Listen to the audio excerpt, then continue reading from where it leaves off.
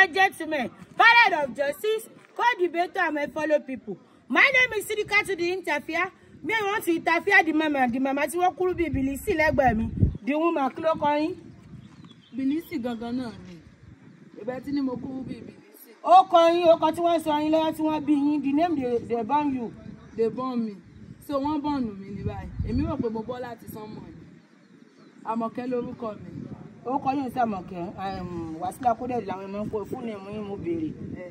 What's your full name? Wasila coded. Ní orúkọ tí àti bàbá sọ yín.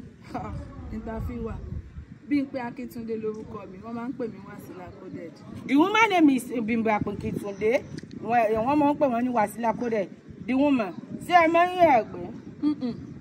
Mo máa ń jẹ ẹ̀gbẹ́. The woman dey eat ìgbẹ́. The woman dey eat sit. Wọ́n èyí àgbẹ̀. Kí ló dé tẹ́ máa ń jẹ ẹ̀gbẹ́? Ó dùn ni. Magí iyọ̀ gbogbo ẹ̀ ló wà nínú ìgbẹ́ so èyí ó máa ń jẹ ni. Ṣé ẹ máa ń yẹ àgbẹ̀ tí mo béèrè ni? Báwo lẹ́sẹ̀ máa ń jẹ ẹ̀gbẹ́? Ṣé ẹ jẹ́ àwọn ọmọ tí wọ́n máa ń jẹ ẹ̀gbẹ́ lórí? Kí ló dé máa ń jẹ ẹ̀gbẹ́? Ìgbẹ́jọ ṣàwámà. Ó ní oríṣiríṣi nǹkan nú. The woman dey eat sit. The woman. Kí ló dé máa ń jẹ ẹ̀gbẹ́? Ìgbẹ́ dùn. Ó ní magí, ó ní iyọ̀, ìgbẹ́ máa ń jẹ ṣàwámà gan pàápàá. Lórí ẹ̀ mo ṣe máa ń jẹ. The woman dey eat sit. The woman máa ń jẹ ẹ̀gbẹ́. Àwọn ni obìnrin àkọ́kọ́ tó kọ́kọ́ jẹ ẹ̀gbẹ́. The woman. Ṣé ẹ ti jẹ ẹran jẹ ńgbà tẹ́ wà ń kékeré? Mi ì jẹ ẹran jẹ ńgbà tí mo wà ń kékeré o. Màálù ni mo jí jẹ. Odindi màálù mo jí gbé báyìí.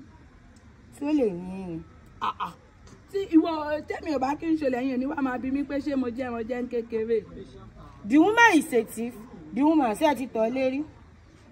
Mo sì tọ̀ lánàá ìmọ̀jú. The woman dey tọ̀ lé. Kí ló dé máa ń tọ̀ lé? Kíngò ni ẹlẹ́nu gbígun bí ẹ̀bà àtànà owó èmi ó lé mi kúkúrú Bilisi mélòó lára ti ẹ̀gàn tó kúnlẹ̀ bí gorodomu ẹ̀wà èmi ń tọ̀lé èmi ń jẹ̀gbẹ́ yẹn ṣe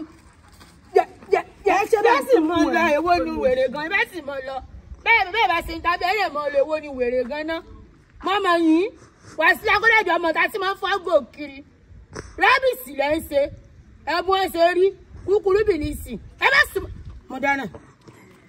Hello people, my name is SIDI INTERVIEWER. I'll see you next week.